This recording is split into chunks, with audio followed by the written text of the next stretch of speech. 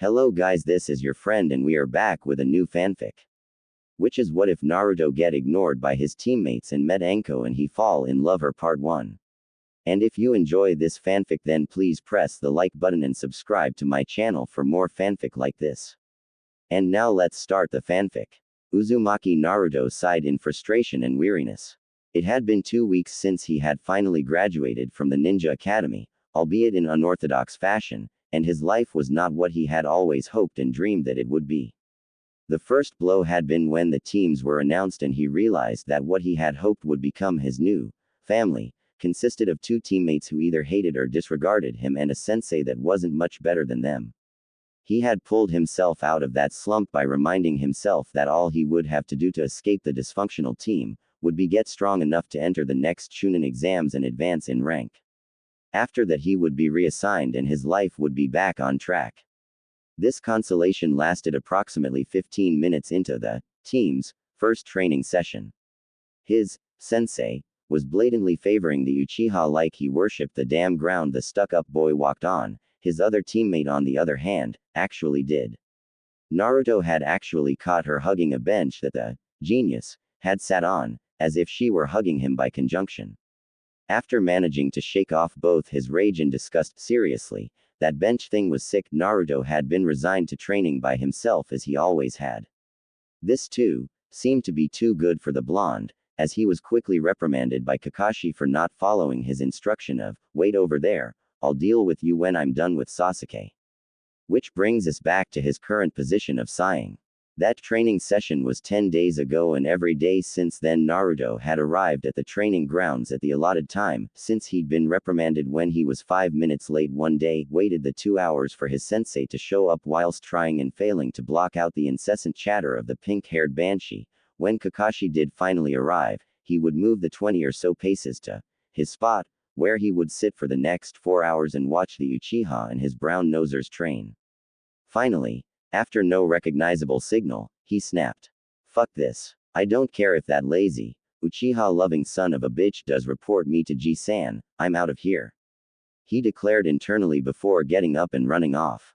Not that anyone even noticed. He had left training ground 7 an hour ago and since then had been wandering around the village looking for a free training ground or even park where he could try and figure how the hell he was going to teach himself to become a powerful shinobi. He chuckled bitterly at the thought. "'Cause everyone knows that all the best ninja trained themselves," he thought sarcastically. "Maybe I should go see G-san for help. No, he'd just send me back to Kakashi and the brigade." The young blonde's thoughts came to a halt as he stopped in front of a fence that seemed to be surrounding a large, dense forest. Training ground 44. Doesn't look like anyone has been in here in a while.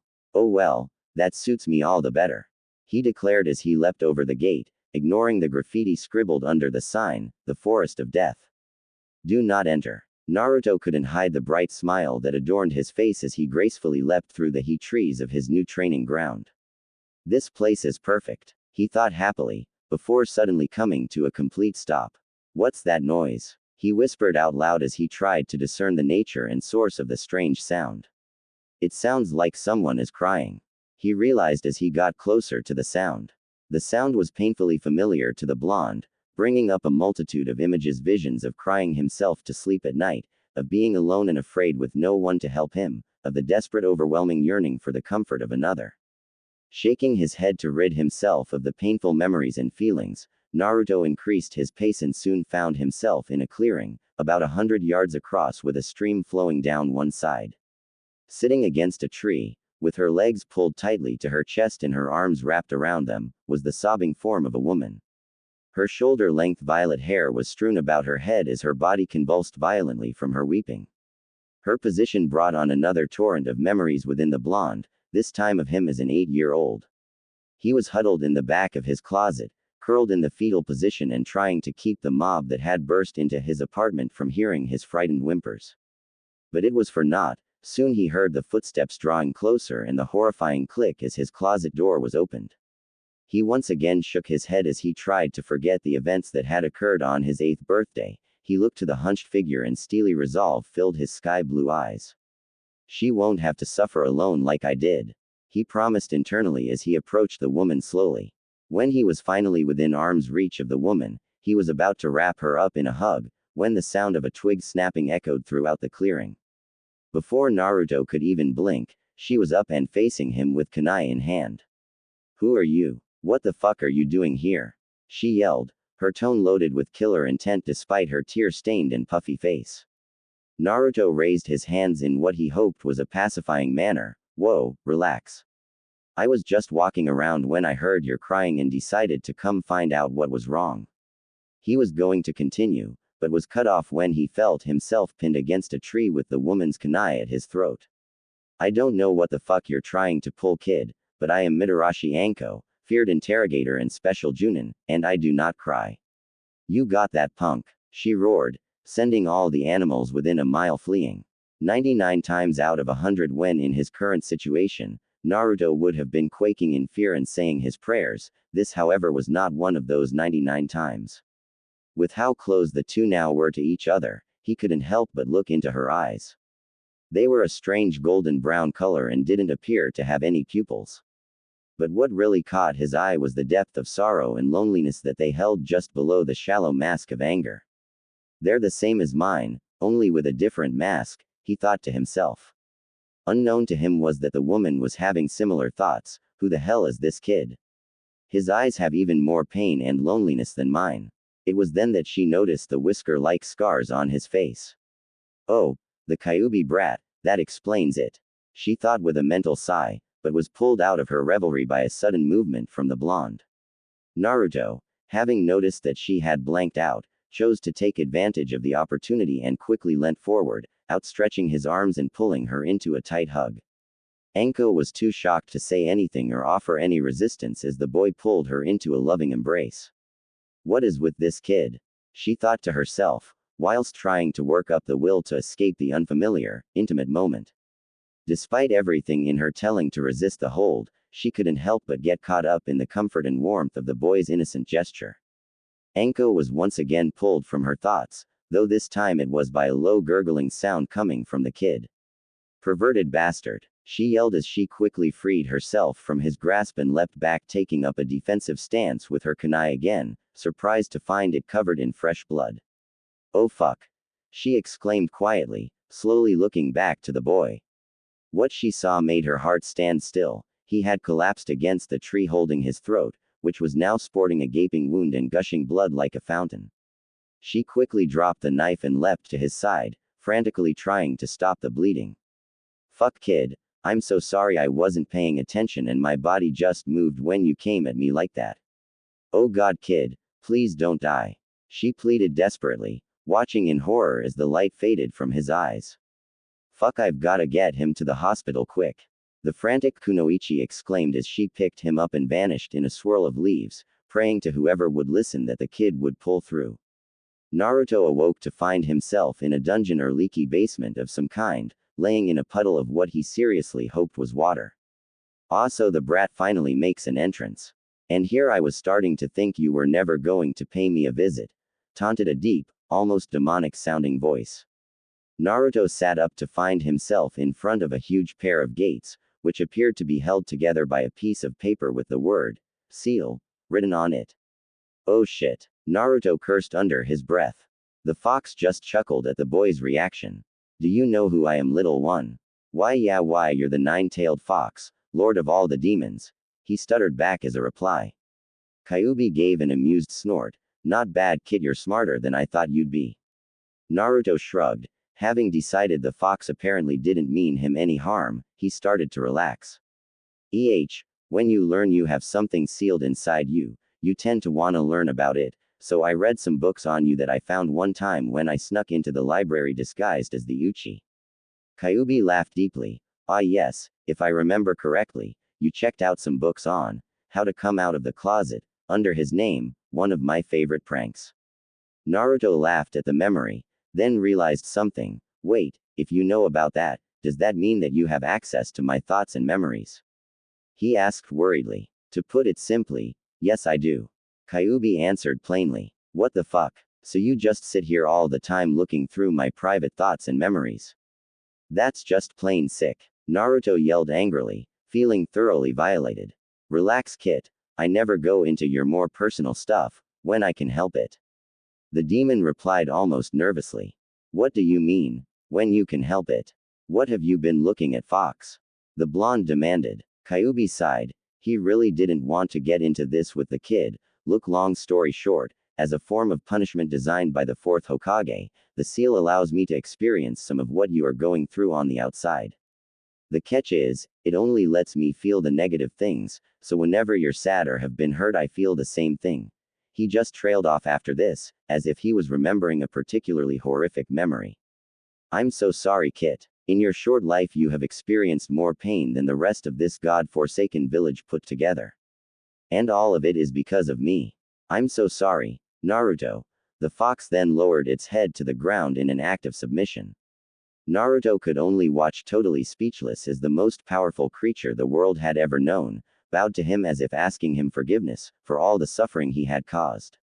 Look, to be totally honest, I don't know if I'll ever be able to trust you, let alone forgive you, but I can promise you that I will try. The fox quickly raised its head to look at the boy, and Naruto could have sworn that he saw a tear run down the giant fox's cheek. Thank you, Naruto-sama. I will do everything within my power to try and make up for the pain I have caused you. Kyuubi declared vehemently. Glad to hear it, Fox, but drop the Naruto-sama crap, it just doesn't seem right coming from someone like you. Besides, it's gonna be hard to be friends if you're always bowing and shit. Kyuubi chuckled lightly and nodded its huge head. Sure thing, Kit. Now, if you don't mind, I've got some work to do. Work? What are you up to, Fox? Naruto asked, somewhat suspicious and very curious. Can't tell, it's a surprise. But just wait, I promise you're gonna love it. The enormous demon declared with an amused smirk as he turned around and ejected the young man from his mind. Anko arrived at the hospital drained and dizzy from both the effort of using a long-distance shunshin with two people and also the sheer emotional trauma of what had happened. She was still trying to come to terms with the fact that she had fatally wounded an innocent child who was, in fact, just trying to comfort her. Immediately after she arrived, several doctors and nurses hurried over to where she was, but once they realized who it was that she was carrying, they simply turned and went back to what they were doing. Some of them were even sporting large grins at seeing the demon child near death. What the fuck do you think you're doing?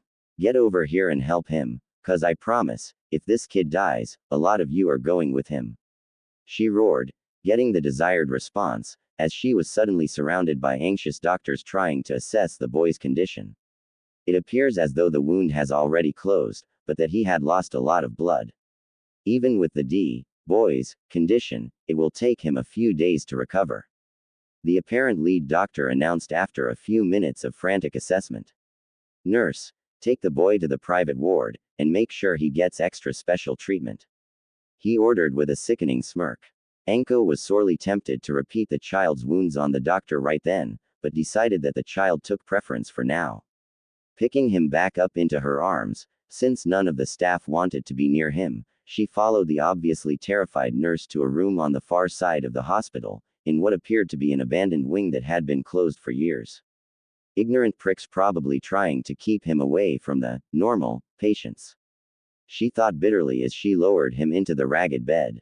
Turning back to the door, she noticed that the nurse was gone, probably fled for fear of her life from the demon and the snake whore. Fighting the urge to massacre the lot of them, she locked the door and collapsed into the chair near his bed, her wild emotions catching up to her as she began to sob quietly, letting out the anger and fear and regret that had been racking her since the incident less than half an hour ago. Anko was woken some time later by a gentle hand on her shoulder. She was startled both because she hadn't realized she fell asleep and because she was sure that she had locked the door so no one could hurt the kid. She relaxed when she looked up and saw the concerned eyes of the Hokage looking down at her. Forgetting all sense of pride and proper behavior, she latched onto the small, but powerful man and began to cry again. The old man just held her close and rubbed her back soothingly, letting her get it out of her system. After a few minutes the crying stopped and she pulled back to look at his face. Hokage-sama, I'm so sorry. It was an accident, the kid found me in the forest and she couldn't continue and the Hokage saw the tears starting to well up in her eyes again. Shish, calm down Anko-chan, I know you wouldn't do something like this on purpose, and you did the right thing by bringing him here and not trying to hide the truth from me. Besides, the doctors say that the boy will be completely recovered without so much as a scar in a few days, so no real damage was done. Now why don't you go home and get some real rest? I'm sure you could use it after today's events. He said lovingly, his warm smile like morning sunshine to the emotional woman. Anko wiped the forming tears from her eyes and shook her head. Actually, Hokage-sama, I would rather stay here and keep an eye on the boy. Some of the doctors were less than helpful and I want to make sure no one tries anything while he's vulnerable. She explained, her face displaying an interesting combination of concern and contempt. Sarutobi gave her a kind smile and nodded, of course dear. Though, as he was leaving he gave a perverted smile and added, just try not to do anything too inappropriate with him, he is just a child after all. Anko's face went bright red, first from embarrassment, then anger. What? She yelled, trying to cover up her blush. Sarutobi just chuckled. Relax, it's just a joke. Besides, everybody knows once you put on that forehead protector you're legally an adult, so there's nothing wrong with that. He declared with a straight face. She just stared at him in shock that he would suggest something like that in such a serious tone. That is, of course, assuming he's awake and a willing participant. He added quickly before running out the door laughing like a madman. That's the guy the first aspired to be like. Geez, no wonder people said I was crazy for wanting to be Hokage. Anko turned around and her face turned an even brighter shade of red when she saw Naruto sitting up in his bed looking straight at her with a goofy grin on his face. For a moment she just stared at him. Then she noticed his eyes. They were different. Instead of the sorrow and loneliness she had seen earlier, they now seemed to hold innocence and pure joy, like the eyes of a normal child. Was I just imagining what I saw before? She thought, before looking closer. No, this new expression isn't real. He must be using a mask to hide his pain like I do. She shook her head and decided to put those thoughts aside for now. How are you awake? The doctors said you'd be out for a few days at least. She asked. Naruto shrugged. The fox said he had some stuff to take care of and didn't want me bugging him, so he told me to wake up. He said like it happened every day. Anko on the other hand was shocked by what she'd just heard. Wait, you mean you can talk to the Kyuubi? She yelled. The blonde sighed. That's what I said, isn't it? Geez, for an interrogation expert you're not a very good listener. He said flatly. What did you say, brat? She screamed, stalking towards him. Whoa, don't kill me, it's not like I tried to give you a hug or anything, he said sarcastically. This made Anko freeze and the color drain from her face, remembering why he was in that hospital bed in the first place. She looked away from him as she felt the tears forming in her eyes again. Look, Naruto, I'm really sorry for, she started, but was cut off. Look, don't worry about it. I shouldn't have moved in a situation like that, so it was partly my fault anyway, and like Eroji-san said, there was no lasting damage done, so let's just forget about it. He offered simply. She was shocked that he could be so forgiving, and that just made her feel worse for not trusting the kid in the first place. Then it occurred to her what he said about the Hokage. Wait, you heard that stuff the old man said? She asked, blushing slightly. Sure did. And you've gotta admit, we would be an interesting couple. The demon brat and the crazy snake lady has a nice ring to it, don't ya think? He joked with a chuckle. She just stared at him open-mouthed for a second, totally speechless. Like I would ever go out with a brat like you. And where the fuck did you get crazy snake lady from? She yelled once she regained the ability to settle down. I was just joking, you're not exactly my type either. And as for the name, that's easy. You're quite obviously both crazy and a lady, as demonstrated by the mood swings in that outfit of yours, and the snake thing is cause for some reason you smell like a combination of cinnamon, jasmine and snakes. Hence, crazy, snake lady, it has a better ring than crazy cinnamon lady, don't you think? He asked with a foxy grin. Anko just stared at him, again rendered speechless by the surprising blonde. What do you mean I'm not your type? And what's wrong with my outfit? She yelled, once again stalking towards him threateningly. That's what you picked up from that speech. I thought you'd be more pissed about the mood swings crack. He declared incredulously. Anko paused to consider this for a moment. Why was I so upset about the type thing? She thought to herself, but she quickly disregarded it. The old man must have been right. I do need a good rest. Yo Anko-chan, you okay? You totally just spaced out on me, he said, snapping her out of her thoughts. Anko-chan, when did that happen? She asked with a smirk, hoping she had caught him off guard. He shrugged. Meh, I like you. You've got more spunk and personality than most of the people I know put together. Plus you brought me here to try and save me, even if you the one who did it and I had already healed for the most part on my own. That earns you a chan in my book any day. Anko smiled at the young shinobi's explanation. Alright, just don't let it get out. I've got a reputation to uphold, you know, she said with a smirk. He smirked back. Well, we wouldn't want to upset your rep, crazy snake lady it is, he declared happily. She narrowed her eyes, then let it go. I guess it doesn't really matter what you call me, it's not like we're gonna be hanging out or anything, she said with a fake thoughtful expression. It quickly disappeared though when she noticed his face became downcast.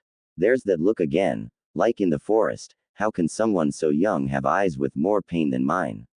She thought to herself. I've gotta do something to cheer this kid up. Actually, since I did kind of almost kill you, I guess I do owe you one, so how about we go grab something to eat, my treat? She said absently, like she didn't really care. She could instantly see the change in his demeanor before he caught it and tried to look indifferent to the idea. Sure, just give me a sec to clean up, don't wanna get the villagers all excited by the sight of me covered in blood, he finished with a grin. She grinned back. Okay, just hurry up, I'm not renowned for my patience. Yeah, keep your coat on, or not, either way, I'm not fussed, he said as he moved to the sink in the attached bathroom, washing the blood from his face, neck and hands. Arogaki, she muttered, causing both to chuckle as he finished washing up. Okay, let's go, he said when he came out. Anko was leading them through the crowded streets towards the business district of the village, all the while taking note of the hateful stares and mumbled comments that followed Naruto as they walked. Whilst he was obviously ignoring them, she was becoming more and more infuriated by the ignorant fools. Especially as they reminded her of how she was, and still is, to a much lesser degree, treated as a result of her connection to Orochimaru. Though even when things were at their worst for her, they weren't like this. How do you do it, kid? She asked lowly, so that only he could hear. He sighed. You get really good at ignoring it after 13 years of the same shit, he said in a soft, sad tone. Hearing this just made her even angrier at the thought of him receiving this kind of treatment even when he was just a child, and yet the look on his face told her that this was far from the worst he had experienced. What the fuck did they do to you? She thought to herself. Suddenly she heard Naruto yell out in pain. She looked to his head and saw a small trickle of blood forming from the behind his right ear. She looked around the crowd that had begun to move away from them, sensing something was about to happen, and noticed a group of men standing facing them, one of them holding a few rocks with a cocky grin on his face. Did you chuck that? She yelled to the man. His grin only grew bigger. Damn straight I did. Sweet shot too. Looks like I even made the brat bleed, he said proudly, with his friends congratulating him on hurting the child. Oh, I'm gonna enjoy this, Anko said with an angry grin, as she took out a kunai and prepared to attack the group. Before she could, Naruto appeared in front of her and grabbed the hand with the kunai in it. Just let it go, Anko-chan, I don't want you getting in trouble over me, he said calmly, looking pleadingly into her eyes. For a moment she just stared at him, surprised by his speed and strength at being able to stop her with one hand, then she realized what he said and thought about it. Finally she relaxed her stance and lowered her weapon. Alright kid, let's go, she said before turning to the villagers, you better be thankful, cause the kid just saved your pathetic lives. With that they began to walk off, but the lead villager called out, you bitch. It's bad enough you were that traitor Orochimaru, but now you're the demon's whore too, you must really. He didn't get to finish his sentence as he was suddenly lifted from the ground by his throat by an irate Naruto, who was covered in red chakra and sporting claws, fangs and demonic red eyes. I don't give a what you retards say or do to me, but I will not hear such things said about my friends. You understand me, shit stain? He roared, his voice loaded with venom and demonic taint. All the terrified man could do was nod his head, while his friends looked on in terror, too afraid to do anything but piss themselves and quake in fear. As quickly as it came, Naruto's demonic features and chakra retracted and he threw the man to the ground. Now if you don't mind, we'll be on our way, he said calmly before turning and walking back to where Anko was standing wearing a face-splitting grin. Naruto-kun, that was awesome. If you ever want a job in interrogation, our doors are open, she declared cheerfully. The blonde smirked. Naruto-kun. When did that happen? He asked, using her words from earlier. Anko smiled. Hey, anybody who defends my honor whilst displaying speed, strength and vocabulary that literally made some piss themselves deserves a kun in my book any day. They both laughed and continued walking down the street, enjoying the wide berth everyone in the normally crowded area was giving them. After 5 more minutes of walking without incident, Anko led them into a small bar, called the Hanging Leaf. A bar? I thought we were getting food, Naruto asked, looking around the dark room. It seemed nice enough, cleaner than most bars of that size, and there was some decent music on in the background, though it was quiet enough to still be able to talk easily. This place does the best dango, it's my favorite spot, in fact most of the Junin from the village like to hang out here.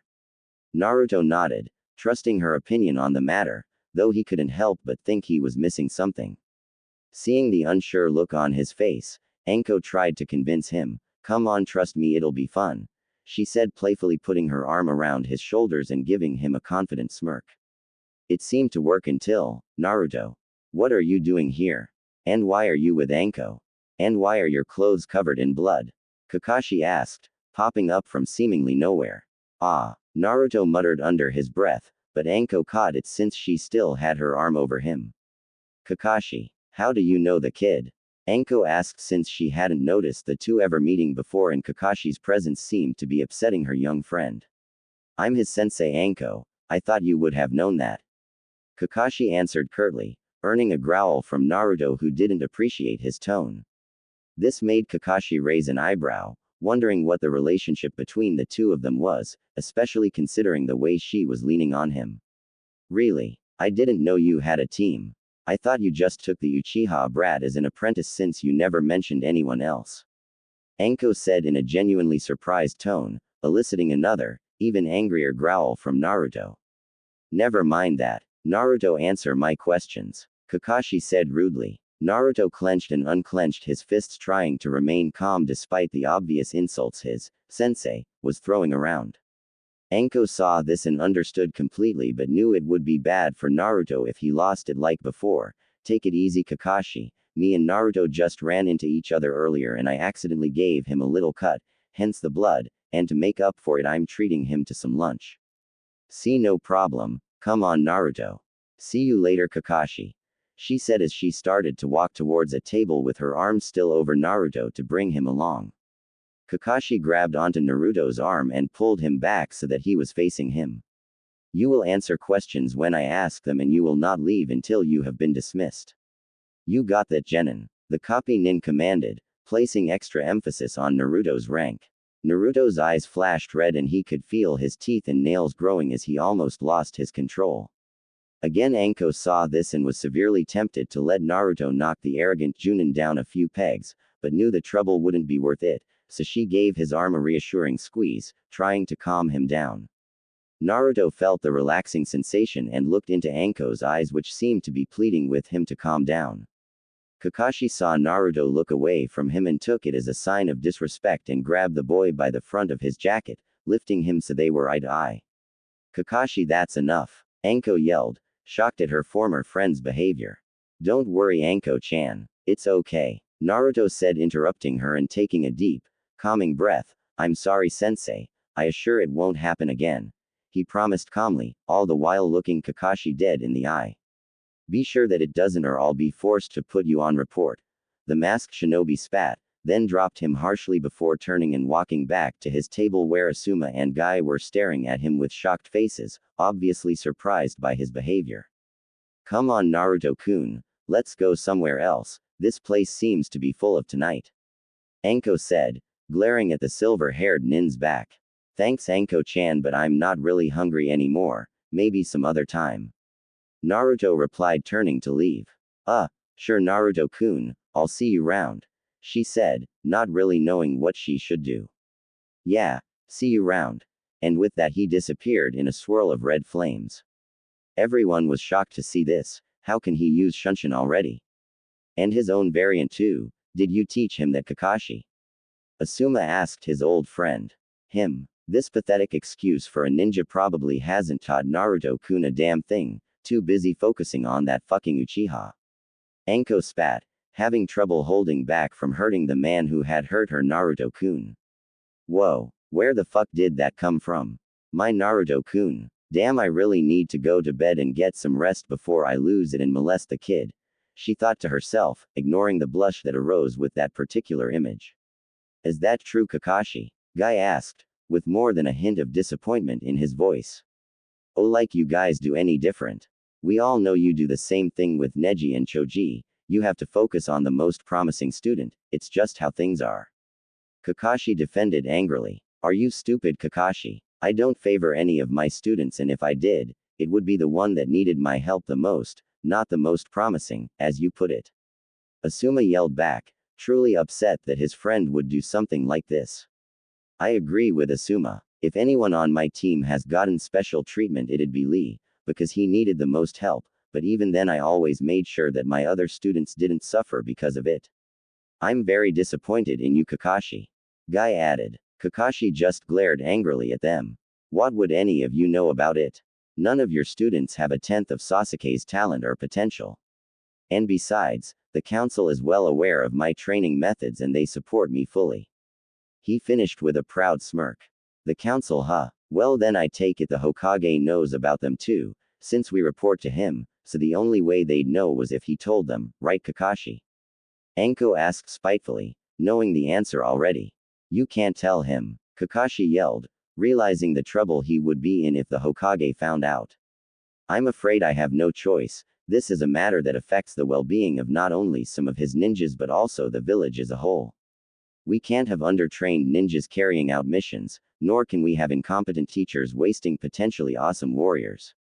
What are you talking about, potentially awesome? Naruto was the dead last at the academy and failed the Genin exam 3 times. He'll be lucky to stay a Genin for life. Kakashi taunted, his smug grin returning. You're supposed to be a genius, how can you possibly be this dumb? Asuma asked. What are talking about? Kakashi asked, surprised by his tone. What he's talking about, Kakashi, is that Naruto just used Shunshin and he already knows the Kage Bunshin no Jutsu, both Junin level techniques that he apparently taught himself. And he has mastered them to the point where he can do shadow clones with only one sign and can use his own original version of the Shunshin. Has your precious Uchiha done anything, even remotely as impressive as that, or has he just been spoon-fed everything and somehow remained an average level Genin at best? Declared an angry voice from behind him.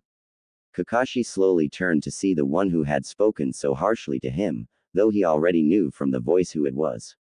When he finally looked up, he was face to face with an extremely pissed off Hokage. Hokage-sama, I can explain, the copy nin started only to be cut off. I'm sure you can, Hitaki, but frankly I've heard enough of your inane bullshit for one day. Get out of my sight before I show you why I was feared during the Shinobi Wars. Sarutobi commanded, his tone sending shivers through everyone who heard it. The terrified copy nin nodded and left using the standard leaf Shunshin. What the hell happened to him? He used to be a great shinobi. The old man asked with a weary sigh. He still is, Hokage-sama, but a great shinobi doesn't necessarily mean a great teacher. Guy offered, though he too was wondering what had happened to the man he once proudly declared to be his rival. Perhaps you are right. Regardless, I think Kakashi's team would benefit from a new sensei. But who should I get to replace him? Anko stepped forward. You're volunteering, Anko? The Hokage asked, surprised by her action. Actually, Hokage-sama, I was going to suggest that the best thing to do in this situation is to disband the team entirely. She stated, getting confused looks from everyone. Care to explain, Anko? Sarutobi asked, considering the option. Well, the Uchiha kid is actually best off with Kakashi, due to his knowledge of ninjutsu and familiarity with the Sharingan, that is assuming he pulls his finger out and makes the kid do some work. She said the last part spitefully. And Naruto, considering his special circumstances, would likely benefit from personalized and one-on-one training. And though I don't know anything about the last member, I'm sure they'd be better off with someone else too. She explained. When she finished, everyone was staring at her silently. What? I can be sensible when I want to be. I didn't fluke my way to Junin, you know. She said defensively. The Hokage shook his head. Anyway, I will need some time to think about the best solution to this situation. I want all of you in my office tomorrow at 9 a.m. sharp, since this will probably affect each of you. Understood? He asked, getting a chorus of, "Hi Hokage-sama," before he left in a swirl of leaves. It was early the following morning and Naruto found himself being awoken by the sun, something that he certainly wasn't happy about. He wasn't what anyone would call a morning person, especially when he'd been up late, training to the point that he passed out from exhaustion. He had spent hours trying out his new skills and abilities. After he had left the bar, he had found himself in the same clearing in the forest of death as from earlier and had no idea how he had done it. After failing to come up with a reasonable explanation by himself, he turned to the fox for help. Flashback. He had decided to contact the Kyuubi for answers, but quickly ran into a problem. He had no idea how to contact the sealed demon. He remembered Kyuubi saying that he could read his thoughts last time they met, so he decided to try meditating, and he soon found himself in a familiar dungeon. "Ah Kit, good to see you again. What brings you to my humble abode?" the Kyuubi asked in a far too cheery manner. Naruto shook his head, deciding that a cheery biju was too weird, even for him. "Whatever. Look Fox, do you know anything about what just happened and how the hell I got here so fast?" the boy asked. Kyuubi put on a fake shocked face. "Oh, so you used that already, huh? Well, did you like it?" Kyuubi asked, avoiding the question. "Used what? What have you done to me?" Naruto screamed, becoming frustrated and afraid, having been told on numerous occasions how dangerous it could be to trust his prisoner. "Well, you remember how I said I was gonna work on some things for you? Well, one of them was implanting all of my knowledge of jutsu into your memory banks. To put it simply, you now know every jutsu I do. What you just did was a technique you humans call shunshin, though to use it subconsciously is quite impressive. I did a better job than I thought," Kyuubi declared proudly. "What? You can do that?" Naruto yelled, clearly shocked by this new information. "Yeah, I can, but it wasn't easy, let me tell you. Still, it was easier than some of the other stuff I've been working on." Kyuubi mumbled the last part, thinking that the boy couldn't hear him, though since he is larger than the Hokage Tower, it was easily picked up by the Jinchuruki. What the hell else have you done to me?" Naruto yelled, furious that his body and mind were being messed with. Kyuubi decided to come clean, since the boy would find out soon enough anyway. "Well, the first thing I did was work on improving your body. As you probably noticed earlier during that scuffle, you are now considerably stronger and faster than before.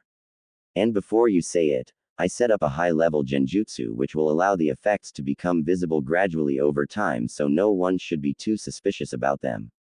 Naruto relaxed at this. He could already imagine the trouble it would cause if he suddenly grew taller or more muscular.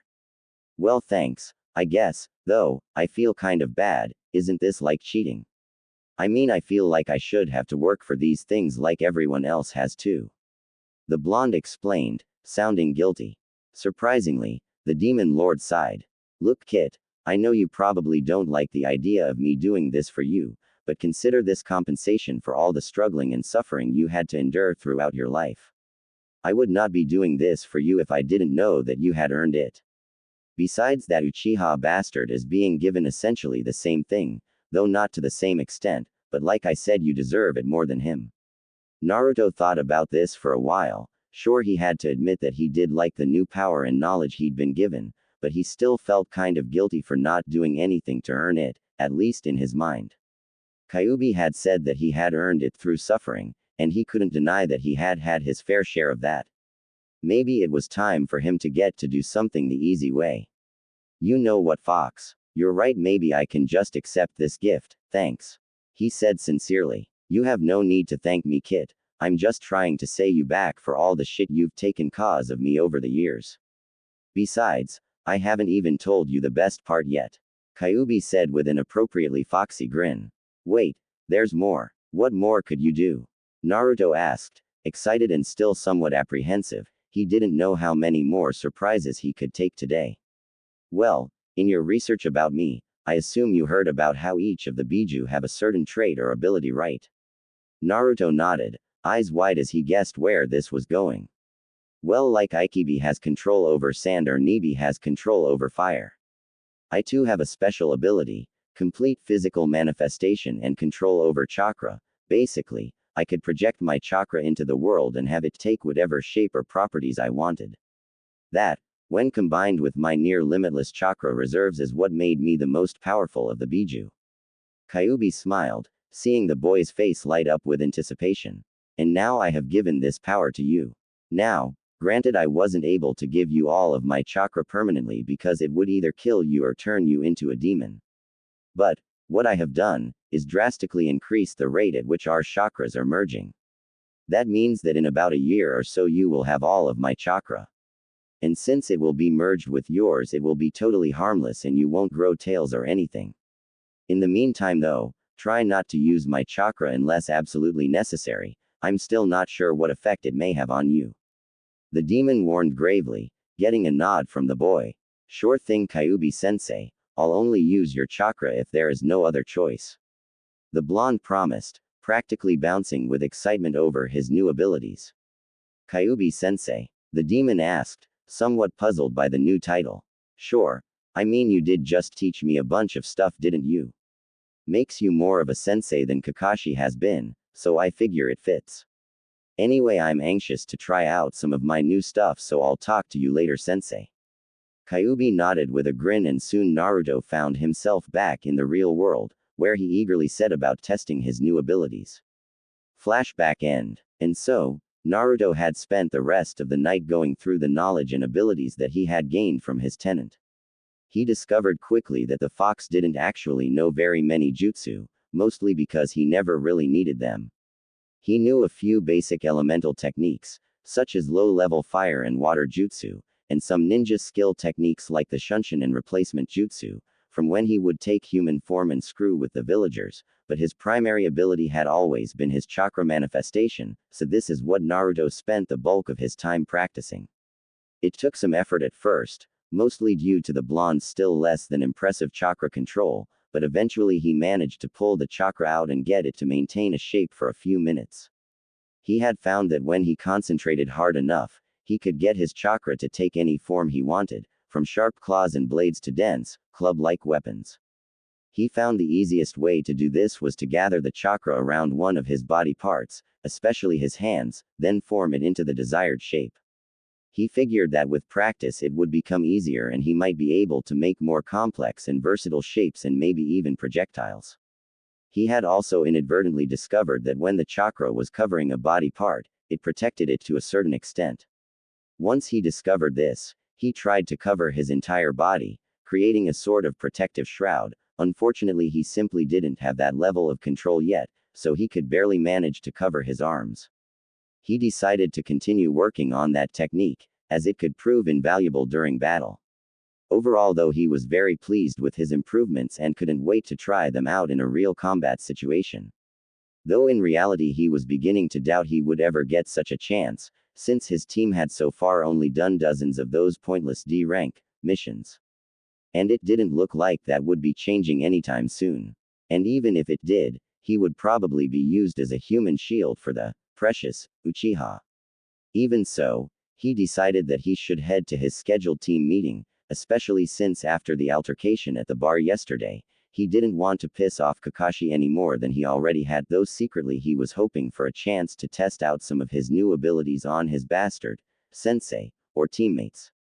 When he got to their meeting place, what he found shocked him. The entire team was there waiting for him, even his ever-tardy squad leader. And all of them looked pissed at him. Naruto sighed internally. He just knew this was gonna be a test of his patience and restraint. Unfortunately, he wasn't known for either. Kakashi was pissed. No, he was irate. Furious even. Not only had Naruto skipped out on training yesterday, but then he and that of a special Junin Anko had disrespected him in front of all of his peers. Which, in turn, got him chewed out by the Hokage himself. And then today he finds out that he is supposed to take his whole team to a meeting with the Hokage at 9 a.m., and the Hokage had threatened to dock him a month's pay if he was even 1 minute late. So, he had shown up on time to take his team to the meeting, but that damn, blonde-headed brat was nowhere to be found, and now they were running late and he was probably going to be the one to pay for it. So when the kid finally did show up, he did absolutely nothing to discourage the beating that he was sure was going to happen when his pink-headed student saw him. In fact, he just smirked when the little banshee had screeched the kid's name and launched at him, aiming to take his head off with a right hook. What he didn't expect was for Naruto to catch the girl's fist and turn it into a simple restraining arm lock. "You better cut this shit out now, Sakura, cause this is your first and last warning. I'm not gonna take it anymore," he told her in a cold tone that made Sakura and even Sasuke shiver a bit. "Naruto, release her now," Kakashi commanded, not at all happy with how that turned out. "Fine, Hataki-san." He spat with disdain before letting her go with a harsh push, sending her stumbling away from him. "Hey, why didn't you call him Kakashi-sensei like we're supposed to?" Sakura shrieked, still somewhat shaken up by what the dead last had done to her. "I'll call him sensei if and when he actually teaches me something. Until then he has not earned such a respected title and therefore shall not receive it," Naruto answered, again in that cold tone. Kakashi narrowed his eyes at this and wanted to take the kid down a few pegs, but they were late as it was, so he decided to let it go for now. "Come on, we've wasted enough time. We're supposed to be meeting the Hokage in his office and thanks to someone, we're already late." The copy nin sneered, glaring at the blonde. Naruto just shook his head at the hypocrisy of the white-haired Junin telling him off for being late. He then used his shunshin to go ahead while the others proceeded on foot. Anko was in the Hokage's office, waiting for Team 7 to arrive. Kurenai, Asuma and Guy were also there, along with the Hokage and Iruka, who was acting as the Hokage's assistant until the new year started at the academy. She just laughed when most of the others jumped as Naruto arrived in a burst of red flames. He looked around, taking note of the people in the room. When he saw her, his smile grew to a full-on face splitter and she was happy to see that he seemed to be over his little funk from yesterday. "Hey old man, Iruka-sensei, Anko-chan.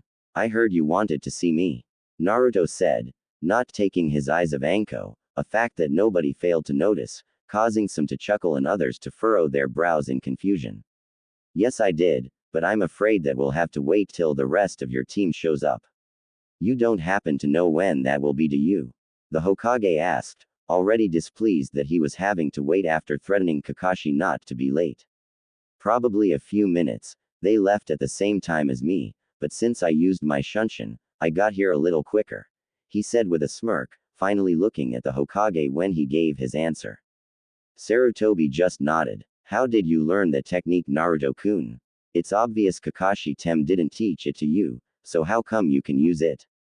Anko asked. The others were curious about this also, though Kurenai was more interested by the Anko-chan, Naruto-kun thing, hoping it wasn't anything too inappropriate for both their sakes. Naruto hesitated for a second. He wasn't sure how to explain that. If it was just Anko or the Hokage or even Iruka, he might explain the truth, but he had never met the other three and didn't know if he could trust them. So he decided to lie for now, then tell them the truth later. Luckily for him, he didn't have to explain anything right then, because the door suddenly opened and the rest of Team 7 entered, all looking out of breath and even more pissed at Naruto. "How the hell did you do that? I demand that you show me how to do that move," Sasuke yelled. Naruto glared back at him. "First of all, you can't demand shit off me, you pathetic emo crybaby. I don't answer to you.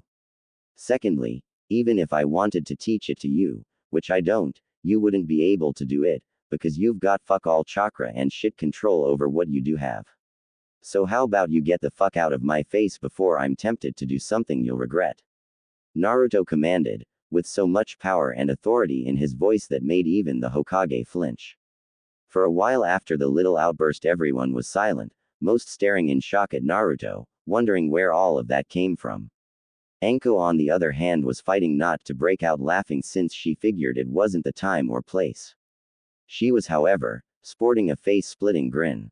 For a very long time she had wanted to see someone put the Uchiha brat in his place, and the fact that Naruto had done it, and so well too, let's just say that Anko was having a very good day so far. Nice kid, I have seriously gotta get you over to the interrogation department, Ibiki would love you. Anko said as she walked over and slung an arm around him. All of the older nin shuddered at that thought. If the kid was like this now, what would he be like if Ibiki actually gave him some training? Sarutobi even considered it. The boy definitely had presence when he wanted to. Maybe he should give interrogation a try. I dunno, I've always seen myself more as a front-line kind of guy. He paused for a moment as if considering it. Then again, if I get to spend more time with you, maybe I should consider it, he said with a smirk, whispering the last part in her ear so only she could hear. Anko actually blushed at the comment and couldn't help but feel a little turned on by the feeling of his breath on her ear. She quickly shook her head to regain her composure, almost unable to believe the kid had actually gotten to her. She grinned widely. I'm really starting to like this kid. He makes things interesting, and he defiantly knows how to play the game, but at the same time he's obviously very kind and caring to the people who he cares about. Hell, he even tried to help me out, and not because of pity or because he was trying to get between my legs, but because he knows my pain better than anybody else could. Now if only he didn't look like a damn 10-year-old, he'd be perfect. Maybe in a few years, after I get him to ditch that god-awful jumpsuit. For now though, I'll just settle for playing with him, she thought to herself as she leaned closer into his body, making sure he could feel her tits pressed against him. Careful Naru-kun, you might bite off more than you can chew. She purred into his ear before quickly stepping away like nothing had happened. Naruto on the other hand blushed redder than a tomato and had to fight to keep from passing out right there. The Hokage who, like everyone else, had been watching the exchange with mouth open and bulging eyes, cleared his throat. Well then Anko, if you're done molesting the children, maybe we can finally get this meeting started. Anko just chuckled and rubbed the back of her head sheepishly. Ah, sorry Hokage-sama, guess I got a little carried away, please continue. Right, well we are here today to discuss the future of Team 7. The old man declared, getting the attention of everyone present, including Kakashi, who looked like he was about to speak up but was cut off by the Hokage. Wait till I'm finished, you will get a chance to speak, Kakashi. Now, as I said, we are here to discuss what is going to be done regarding Team 7. In light of some recent and not so recent revelations, it is apparent that a change is needed, and I believe that I have come up with a solution that will benefit everyone, though some of you may not see it that way at first. He announced, looking straight at Sakura, which made her feel even more nervous about the situation. It seems to me that this team has completely failed in getting along, and frankly all of you are to blame for it. Naruto Uzumaki, you have displayed serious issues with respecting those above you, and despite the reasons, this will not be allowed to continue. Is that understood? The Hokage asked, looking fiercely at the blonde in question. Hi Hokage-sama, you have my word that it will not happen again, he said with conviction and humility in his voice. Kakashi wanted to laugh, but knew better than to do so at the moment. Sasuke however didn't. He let out a triumphant grunt and smirked at Naruto. Sasuke Uchiha, you have displayed nothing but arrogance and contempt for both your teammates and this village. And furthermore, you have intentionally disrespected many of your superiors. Consider this your official notice, Uchiha. Your name does not mean you are above the rules, and should I feel the need, you will be punished severely. Do not doubt me on this. Sasuke looked like he was ready to do something very stupid out of anger, and Kakashi quickly put his hand on his shoulder and gave him a look that said, don't even think about it. Sasuke managed to restrain himself, though only just. Sakura looked almost ready to cry, seeing her precious Sasuke-kun get told off. But then things got worse as he turned to look at her. You, Sakura Haruno, ever since your first day in the academy, you have shown absolutely no dedication or even interest in becoming an actual ninja, and frankly people like you are the reason why kunoichi are disrespected and undervalued. You are a disgrace to kunoichi everywhere and you make me sick. He spat viciously. Everyone was shocked at how hard the normally friendly Hokage was on the girl, but Anko and Kurenai couldn't agree more, having experienced the difficulties of being a kunoichi firsthand. The Hokage then turned to Kakashi. And you, Kakashi, I was expecting great things from you, considering your record and who your teacher and father were. But then you disgrace their memories by favoring one of your students too heavily, causing him to become arrogant and lazy. And even worse, you totally ignored your other two students because of this. I am truly, truly disappointed in you, Kakashi, the old man declared, looking away as though he couldn't stand the sight of the man. He then paused and took a deliberate breath, as he regained his composure following his tirade. As a result of these reasons I am, effective immediately, disbanding Team 7. There were shocked gasps from all the members of Team 7, although only Naruto seemed to be happy about the news. But then what happens to me? I need to continue my training so that I can become strong enough to kill my brother. I demand that you give me personal trainers so that I can get stronger. If you don't, I'll make sure you and this pathetic village pay. The enraged Sasuke yelled, slamming his hands down on the Hokage's desk. Immediately, he was being restrained by two Anbu, with another two holding kunai at his throat and heart respectively. At that moment everyone in the room except Kakashi, Sakura and Sasuke were thinking the same thing: how could anybody be that stupid? You don't openly threaten the Hokage and the village, in his office, surrounded by no less than 9 witnesses, 5 of whom are Junin of that village. What the fuck is wrong with you fools? I am the last Uchiha. I demand you let me go at once. As Sasuke continued to rant and scream traitorous threats, the Hokage looked at one of the Anbu and gave a quick nod. The Anbu have Sasuke a quick blow to the back of the head, knocking him out instantly. Everyone gave a sigh of relief that it was finally quiet. Whoa, I knew he was a fool, but who knew he was that crazy? Naruto said quietly, shaking his head, causing Anko to chuckle. Yes, well, he needs to be evaluated, that's for sure. Take him to the holding cells, I'll deal with him later. Sarutobi said solemnly, already feeling the headache the council was going to give him over this. Well then, now that distraction is over, I can finish what I was saying. I was actually going to place Sasuke with some private trainers anyway, but after that outburst he'll be lucky to avoid jail time, let alone remain a ninja. Oh well, Kakashi, I'm sending you back to Anbu, since it is painfully obvious you aren't teacher material. Kakashi sighed but nodded and gave a quick, yes sir. Sakura Haruno, you are currently deemed unfit to remain an active ninja of this village and therefore, are being sent back to the academy until you prove yourself truly worthy of wearing that leaf symbol. Sakura started to sob, but also nodded and gave a, yes sir. Sarutobi then looked to Naruto who gulped, fearing what his fate might be. Naruto Uzumaki, in order to continue your impressive growth and improvements you shall be given special tutoring under various instructors, namely Guy, Kurenai and Asuma here, as well as anyone else your new master feels would aid in your development. Everyone stood in total silence, nobody had been expecting that, even Anko who kind of suggested the idea. Excuse me Hokage-sama, Naruto said carefully, remembering what the old man had said about him showing respect. The Hokage smirked at the change, thinking he had finally gotten through to the kid. I assume you want to know who your new master is, right? He asked, getting a nod from the blonde.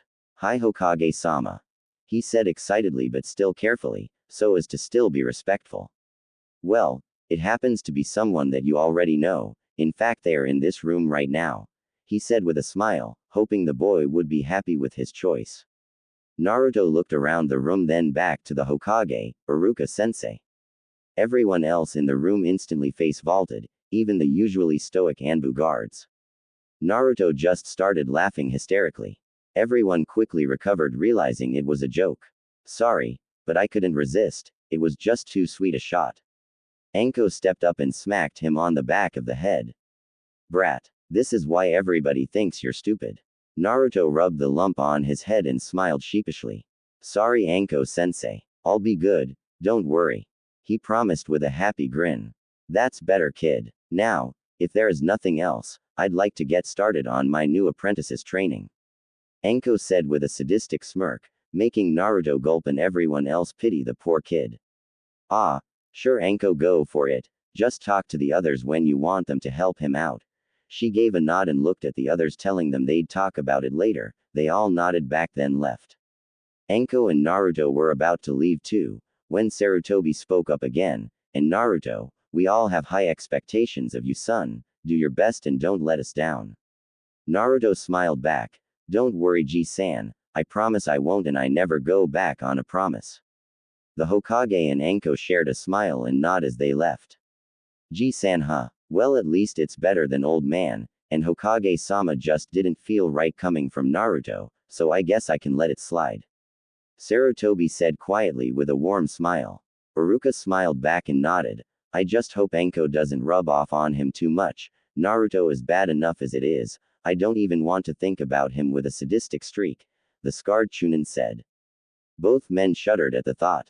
Maybe I should have given Genma or Ebisu the job instead. I didn't think about an Anko ISED Naruto running loose on the streets. The old man sighed, suddenly feeling his age. I'm getting too old for this crap. Maybe it's time I tracked down one of my students and made them take over so that I can finally retire again. He. Now there is a good idea, and I know just which one to go for too, he thought mischievously. Iruka, I want you to arrange a poker tournament to be held in the village, make sure the prize money is enough to gain international interest. And I want it set for 1 month from now. Iruka could see the evil glint in the aging Hokage's eye and knew he was up to something, but then, who was he to go against the Hokage's wishes? He just sighed and hoped the old man knew what he was doing. Anko was once again leading Naruto through the business district of Konoha, which confused the blonde, since he had thought they were going to start his training. Anko-chan, I thought we were going to start my training, how come we're back here again? Anko stopped and turned to the boy. First of all, this is part of your training, a very important part, which is why we're doing it first. And second, what happened to sensei? She asked seriously. Naruto shrugged. That was just a show for the others. I figured when it was just the two of us, Chan would be okay. Besides Anko-chan just seems to fit better, he said, giving her a smile. She frowned a little. Look, Naruto, you're a great kid and I really like hanging out with you, but when we are training I'm gonna have to do stuff which you wouldn't do to a friend, so while we're doing training or on missions, I think it's best if we stick to sensei, okay? Naruto looked down at the ground. He was clearly upset by this change to their relationship. Anko sighed. She really hated seeing this kid sad. It was like looking at a sad puppy. It just wasn't right. Look, it's just during training or missions. Any other time we're hanging out you can call me whatever you want, okay? She reassured him. Naruto looked up at her disbelievingly. Why you still want to be my friend? He asked with a trace of hope in his voice. Anko smiled brightly. Of course. You're just too much fun to not have around. Besides, I can't wait till you tell somebody off again. That thing with the Uchiha was the funniest thing I think I've ever seen, she proclaimed, laughing at the image of Sasuke's stunned and outraged face. Naruto had to laugh too. Yeah, that was pretty awesome. I'd been waiting to do that for years. Anko laughed again. I can imagine. I don't know how you lasted as long as you did. I'd have killed him after a week, I'm sure. This time they both laughed, enjoying how easy it was to just relax with the other person. Soon, Anko realized they had reached their destination, so she signaled for her new apprentice to stop. Sensei, what are we doing here? I thought we were gonna do some training, he asked, confused as he looked at the store she had brought them to. Ah, but we are. We're here to fix one of your biggest and most obvious weaknesses, your fashion sense, she said with a devious smile. Naruto gulped. He had a feeling he was not going to enjoy this. The next hour of Naruto's life would always be something that he remembered with a very confusing mix of emotions. There aren't very many things on the list of things that the generally cheerful blonde hates, however, clothes shopping was definitely somewhere near the top. And to make matters worse, Anko had insisted that he couldn't have any orange at all. He had almost cried when he heard her horrific declaration. However, he soon found out that when you're shopping with a friend, it isn't anywhere near as bad, especially when she happens to hate shopping almost as much as you do, so she is happy to rush along with you and not dawdle like many women tended to. She also had pretty similar taste to him, except about orange. For some strange reason she couldn't accept that it was the greatest color of all. Nonetheless, he did end up finding an outfit he liked and she seemed to like it too, so they were both happy. He chose standard black ninja pants and sandals. To add some color, he had picked a blood red short-sleeved shirt, since red was close to orange. He had also done this because he didn't want to be one of those boring ninjas that just wore all black. Anko had agreed, not surprising, considering what she wore was hardly standard issue. As an homage to his new sensei and friend, Naruto also chose to get a coat, though his was sleeveless and black. Once they were happy with the basic look, he bought a few copies of the outfit, and some different colored shirts in case he felt like a change, and Anko sealed them into a scroll for him, since he didn't quite have that down yet. They then moved on to an equipment store. Here Naruto added some protective metal shin and forearm guards to his outfit. They were a charcoal gray color, so they wouldn't be too much of a hindrance during stealth missions, not that stealth was ever Naruto's style, but it didn't hurt to be prepared. Finally he got a few ninja mesh shirts similar to Anko's that would go over his shirt and protect against cutting attacks on his body. It was too thin to stop a strong attack, but it would help against glancing blows. Plus it looked bad, as Anko had put it. With his outfit now complete, Anko decided, much to Naruto's joy, that it was time for some real training, so they both used the Shunshin to go to their clearing, in the Forest of Death. When they arrived, Anko turned to her student. "Okay kid, from now on this will be our primary training area."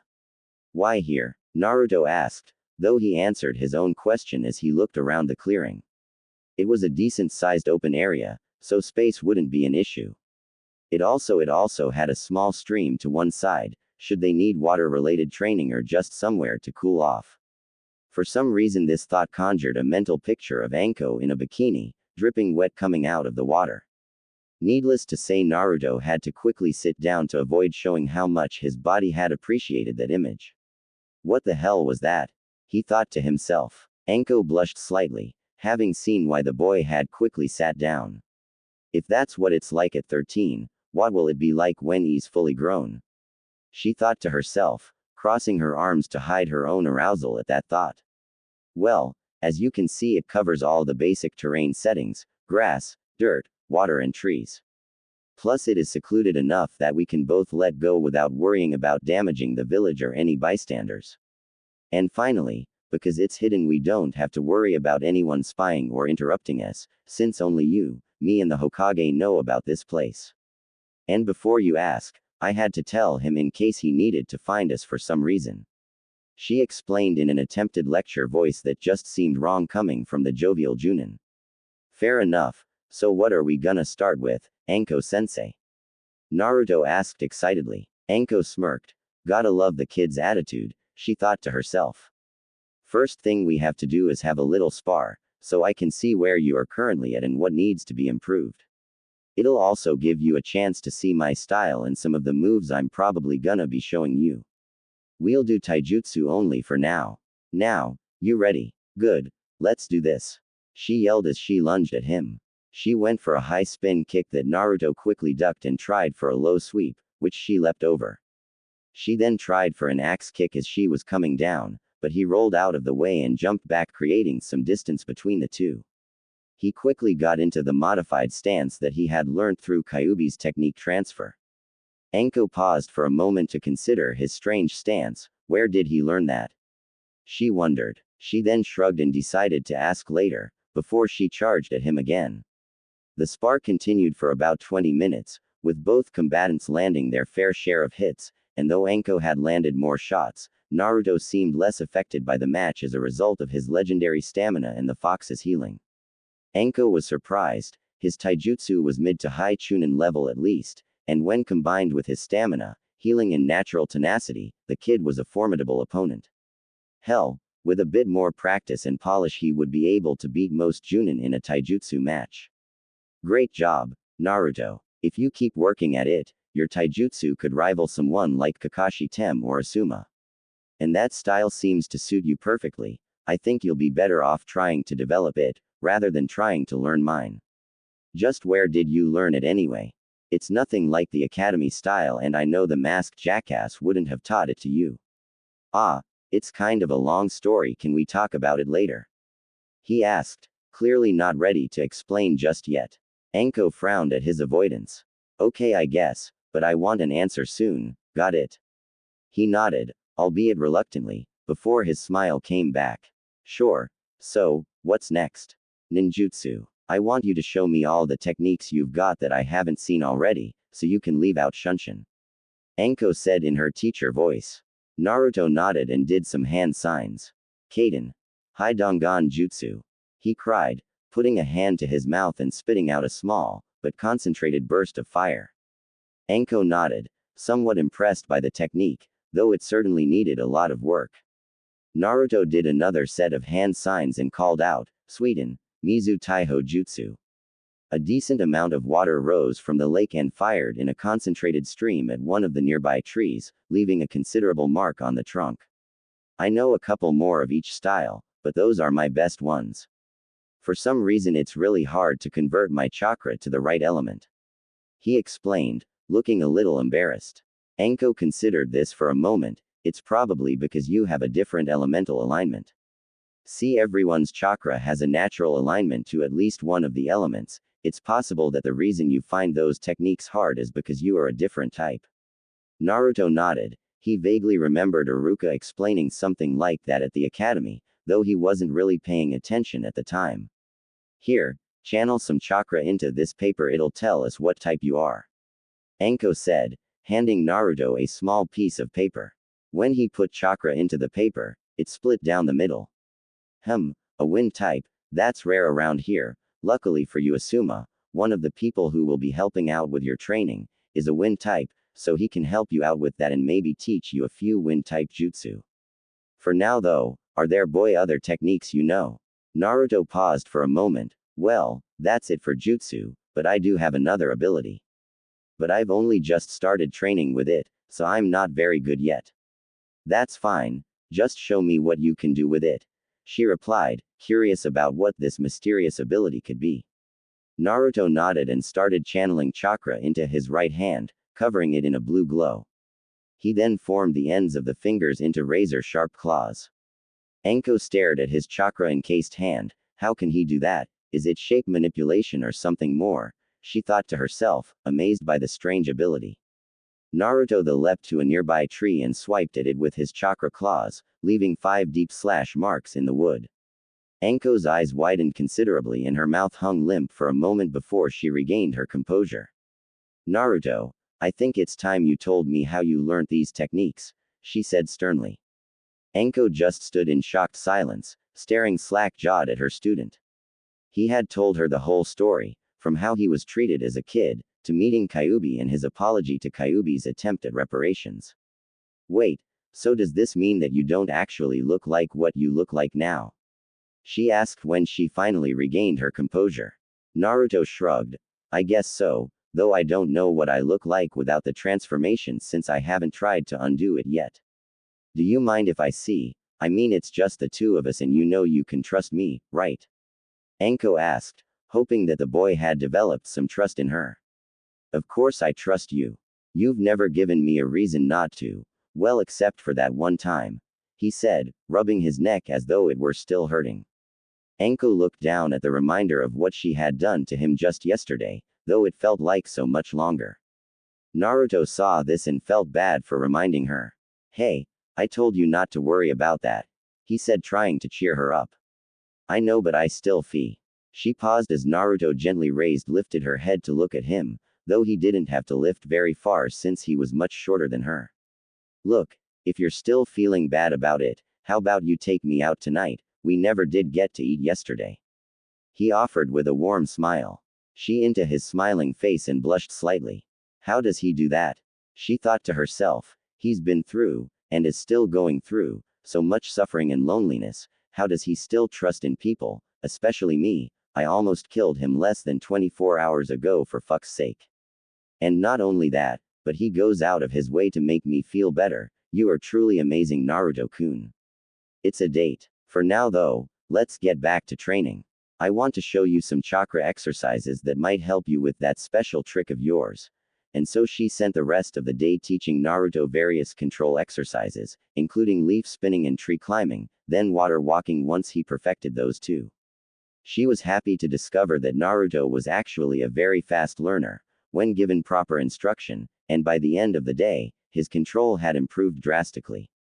So much so, that he could now extend his chakra limbs a few meters away from his body whilst still maintaining their shape.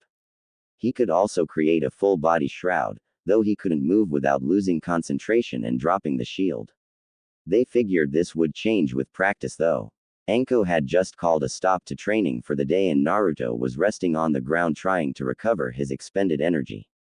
Oh Naruto-kun, I just realized, you never showed me what you really look like.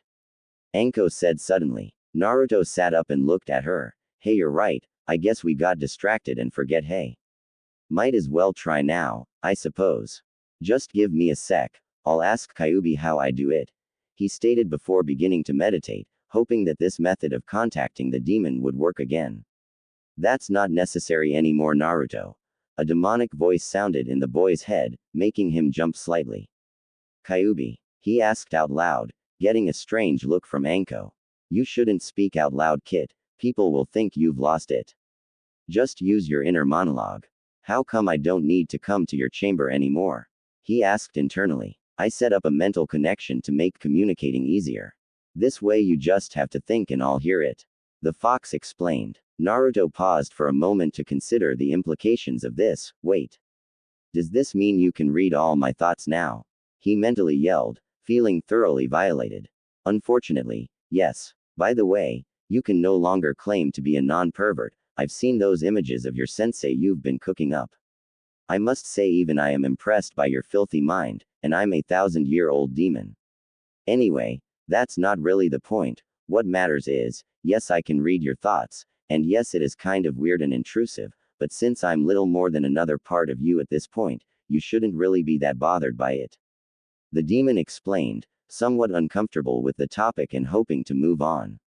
Okay, I guess I can live with this, just don't go trying to turn me into a psychotic killer, okay?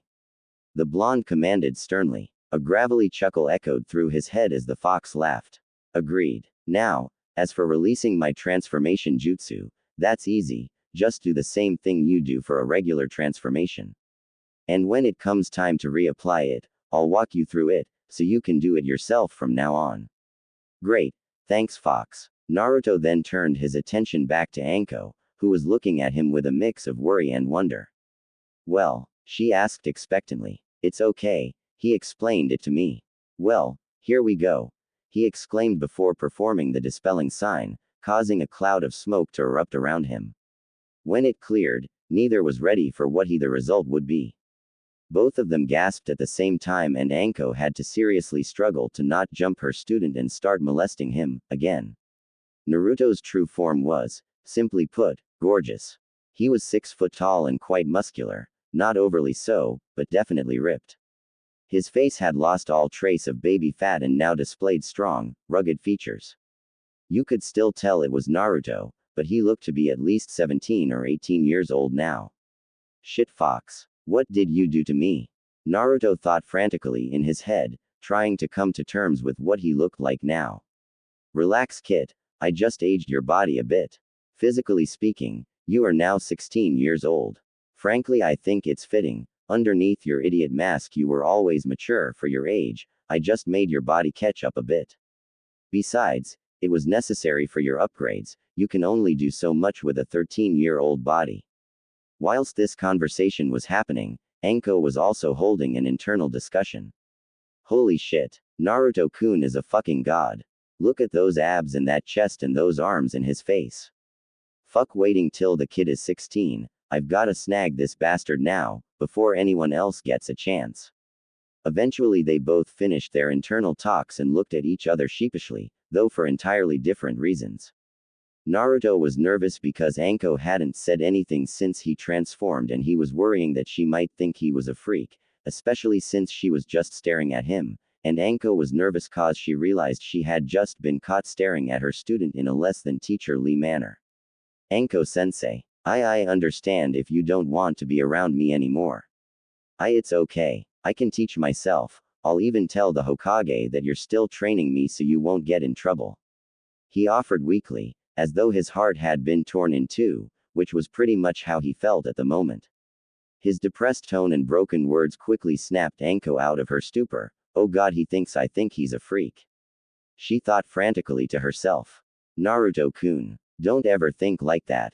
I would never think that you were a freak and I would never abandon you. I was just shocked as all. You have to admit it takes a bit of getting used to. She explained, causing Naruto's heart to soar, and in an instant, he was leaping to grab her in a tight hug. Unfortunately, he hadn't taken his new size into account when doing so, which resulted in him basically tackling her to the ground, leaving them both in a rather compromising position, causing both of them to blush furiously. Naturally, it was at this time that the Hokage appeared via Shunshin. Sarutobi found himself unsure of what his reaction should be to the situation into which he had just stumbled. He was caught between yelling at them, congratulating them, and simply giggling like a certain perverted student of his. So rather than go with any of these, he chose to remain passive until he knew more about the situation. Okay, so it looks like you two have some explaining to do. Naruto, why don't we start with why it is you look like you've aged 5 years since this morning? He ordered as he calmly sat down, sensing that a long story was coming. Naruto nodded and quickly got off Anko, helping her up and then moving away so that it didn't look too suspicious. He then explained the whole story to the Hokage, who just nodded and listened patiently. When Naruto had finished, Sarutobi took a long puff from his pipe and sighed. So let me see if I've got this straight. Whilst you were in the hospital yesterday, you met with the Kyuubi, who apologized for how you were treated and in order to make amends has taught you several techniques, as well as giving you a unique ability and aging your body approximately 3 years, is that correct? He asked flatly. Yaji-san, that's about it. Naruto confirmed, slightly off-put by the old man's lack of reaction. Okay, so what was with that position I found you two in earlier? He asked, a slight perverted grin making its way onto his wrinkled face. Again the younger two blushed. Well, Anko-sensei had just said she was okay with my new appearance and I was so happy I wanted to hug her, but I kind of forgot about how big I am now, so it ended up being more of a tackle, which led to the position you found us in. The blonde explained nervously, pointedly not looking at Anko since they had stood up. Sarutobi chuckled at both the explanation and the nervous looks on both of their faces. Relax, you two, I believe you. And even if I didn't, there isn't anything in our village's rules about not having a personal relationship with students, even if it is frowned upon by some. Both visibly relaxed at this, though blushed again at the implication that there was something going on between them. Seeing this, the old man couldn't help but take one last jab at the nervous pair. Actually, now that I think about it, you two make a really cute couple, maybe you should give it a try. You never know where it might lead. He proclaimed before letting out a perverted giggle and wiggling his eyebrows suggestively, before disappearing with a swirl of leaves, leaving the aggravated Naruto to miss his tackle attempt and crash into a tree. As the blonde stood up, both of them mumbled about perverted old men and needing to mind their own business. They then looked at each other awkwardly in silence for a full minute before Naruto finally spoke up. Anko-sensei, do you still want to go to dinner or should we just call it a day? He asked nervously. Anko hesitated for a moment, thinking about what Naruto would want to do. I'd still really like to go, Naruto-kun, that is if you still do. She answered with a warm smile. Of course I do, sensei. Just wait a sec while I reapply the henge. Naruto exclaimed before he started to do hand signs according to Kyuubi's instructions. He was stopped, however, when Anko grabbed one of his hands. Naruto looked at her curiously. Sensei, what are you doing? I have to reapply the henge before we can go. But why, Naruto-kun? Why should you have to change who you are or what you look like, just to satisfy other people's ignorant fears and prejudices? This is who you are now, and I don't think you should hide anymore. It's time that you stop hiding behind your masks, both of them. Naruto looked at her with complete shock and awe. He thought that nobody knew about his idiot mask, as the Kyuubi had called it. He sighed sadly. Anko-chan, you know as well as I do the trouble that it will cause if I show up in the village like this, especially if I start acting differently too. Everyone will think that the fox has taken over my body. They'll call for my execution, or at the very least banishment. He explained, his voice changing as he let go of his mask. No, I won't let that happen, and neither will Hokage-sama. Please, Naruto-kun, I know how hard it is to pretend to be someone you're not and you've suffered enough because of this village. And I already told you, I will never abandon you, even if that means we have to run away together. She promised, the conviction in her tone clearly showing how serious she was. Naruto was once again completely shaken by Anko's words. But why? You only met me yesterday, why would you give up your life for me? He asked, both of them close to tears at this point, unused to such genuine displays of emotion, since both hid behind their masks to protect themselves. Before you, I didn't have a life in this village. I have no family, no real friends, only acquaintances. The only one who cared for me has been the Hokage. He took me in after Orochimaru cast me aside. But I was still alone. Then you came, Naruto-kun. You, who knew pain and loneliness even worse than mine, yet never gave up. You, who is determined to prove to everyone that you are more than what they label you as. You, who despite your own suffering, reached out to me in my time of need and refused to stop caring even after I almost killed you for no reason. You, who defended my honor, even though you hardly knew me and you knew that it would cause you trouble. I can't go back to that miserable existence before you came, Naruto-kun, I need you. I love you, she declared, having, by the end, completely lost her control and started to cry powerfully, letting years of pent-up emotions flow out of her. Naruto carefully pulled her into a tight hug, rubbing her back and letting her get it out. After a few minutes she had calmed down somewhat and Naruto had had a chance to think about what she had confessed. At first he couldn't believe it, having never received such a declaration before. Then he decided that she wouldn't lie about such a thing, so she must be telling the truth. He then thought about his own feelings towards her. He was attracted to her, that much was obvious, but it was also something more. He realized that he cared about her more than anyone he'd ever known, even the Hokage or Iruka. He found himself wanting to never be apart from her. In fact, the idea of not having her around was more distressing than anything he had ever experienced. But is that love, attraction, and very strong attachment? He simply didn't know, since he had never experienced love. But then, he had never experienced this feeling either, so maybe this is love. Listen, Anko-chan, I don't know what love is because I've simply never known it. He stated, as she felt her heart starting to break, he's rejecting me. She screamed in her mind and began crying again. Then he continued, I don't know what love is, but what I feel for you is more powerful than anything I've ever experienced, and I cannot even imagine not having you in my life. Anko-chan, so long as you will let me, I want to be by your side, supporting you, comforting you, and loving you. Anko pulled back from his comforting embrace and looked into his beautiful sapphire blue eyes. Slowly their faces began moving towards each other as if drawn by some divine power. Eventually their lips met and their worlds erupted in sensations. The passion and emotion and love that was passed through that kiss shook both of them to their cores and left them gasping for air. In that moment everything was perfect. They looked into each other's eyes and it was as if they were gazing upon their very souls. Every feeling, every sensation passed between them without another word being spoken. Enough had already been said. Unfortunately, the moment was interrupted by loud, simultaneous growls from their stomachs. And in response they did the only thing you can do in such a situation. They laughed till they were laying on the ground gasping for air and holding their sides in pain. Guess it's about time I finally take you up on that offer, hey Anko-chan. Naruto said once he able to form a coherent sentence. What? Oh no, this is our first date, mister, and everybody knows the man pays on the first date. Anko declared in her lecture voice.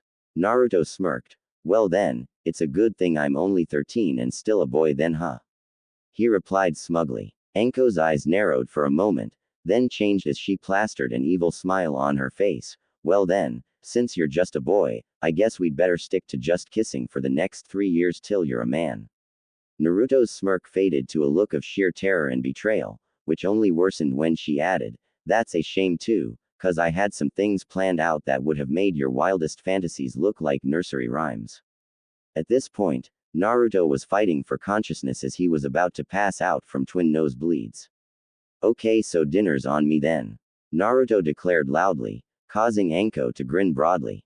Glad to hear it. Now let's get going. I get the feeling that I'm gonna need to eat soon to ensure I've got some energy left for other activities. Naruto didn't need any more encouragement, as he picked her up bridal style and sunshine to her favorite restaurant. Anko couldn't help but laugh at the expressions of the various other people in the restaurant. Needless to say, when two people suddenly appear in a swirl of red flames in the middle of a crowded restaurant and they happen to be the infamous Anko Mitarashi, being carried bridal style, by what appears to be the demon brat only 3 years older than he should be and in a new intimidating outfit, well, that tends to get a reaction out of people. Most looked just surprised or confused, quite a few looked scared and a few individuals looked more than a little angry. One such person was Kakashi Hatake, former sensei of the now defunct Team 7 and current pissed off drunkard. What the fuck is going on here? And what happened to you, Naruto? He shouted, storming up to the young couple. Naruto carefully put Anko down and sighed. Talk about deja vu. He muttered lowly before turning to his former team leader. Look, Kakashi, you're obviously drunk. Why don't you go home before you do something you're gonna regret? Naruto said in an attempt to avoid the inevitable conflict that was coming. Don't you dare talk down to me, you little prick. I still outrank you, so you better show me some proper goddamn respect. Come on, Kakashi, there's no need to do this, just go home. Anko said, already losing her patience with the masked Junin. Stay out of this. Haven't you already meddled enough in other people's business? He shouted, taking a step towards Anko and raising his hand to hit her. Unfortunately, for him, his hand was removed by a blue chakra claw before it even got close to its target. I warned you. Now take your hand and leave, before you lose something else. If you hurry, they can reattach it.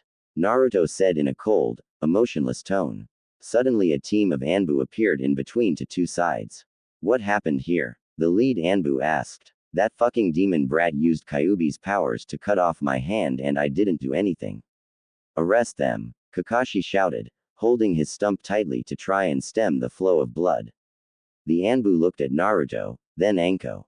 Is this true? He asked. Not even close. My boyfriend and I were accosted by this drunken idiot as soon as we entered. We tried to resolve the matter peacefully, but he moved to attack me. Naruto, however, intercepted the attack using his own chakra and abilities and defended me. Anko said confidently. Does anyone, other than Kakashi, dispute this explanation? The Anbu asked, looking around the room. No one could dispute it, even if they wanted to. It was clearly the boy's chakra and voice, which could only mean he was in control, not the fox. The Anbu took note of the silence and turned back to Kakashi. In that case, Kakashi Hatake, you are under arrest for breaching the Sandame's law regarding Naruto Uzumaki and the attempted assault of a Konoha Junin. You will be taken to the hospital to receive treatment, after which you shall report to the Hokage, to await sentencing. Let's go, he ordered before two of the Anbu restrained Kakashi whilst another picked up his severed hand and they all left via Shunshin. After they left, everyone looked over to Naruto and Anko, who had surprisingly sat down together in a booth and were now looking over a menu like nothing had happened. Soon Asuma and Kurenai walked over to them from their own booth. Anko and Naruto looked up from their menus. Hey guys, what's up? Anko asked, causing the other couple to sweat drop. What's up with you guys? You mind telling us what that was all about and how the hell you did that? Asuma said, obviously shaken up by the previous events. Look, Kakashi started mouthing off at us, not for the first time I might add. I warned him, Anko-chan warned him, but he refused to listen. He then insulted both of us, then moved to strike my girlfriend, so I stopped him, using my chakra and technique. The fool then broke the third's law in front of no less than a dozen witnesses including an Anbu squad, so he was arrested. And since the matter was resolved, me and Anko-chan decided to sit down and enjoy our meal. Any more questions? Naruto explained calmly. Yeah, what was that technique? Can anyone use it or is it linked to, you know who? Kurenai asked quietly, trying not to be overheard. Naruto sighed. Yes, it was originally his ability, but it is now completely under my control and uses only my chakra. As for can anyone use it, I'm afraid not, though I'm pretty sure that my children will be able to do it. This shocked everybody who had been listening, including Anko. Wait, so you mean if you have kids they will get it too, like a bloodline? She asked. That's right, when we have kids, it's probable that they will be able to manip.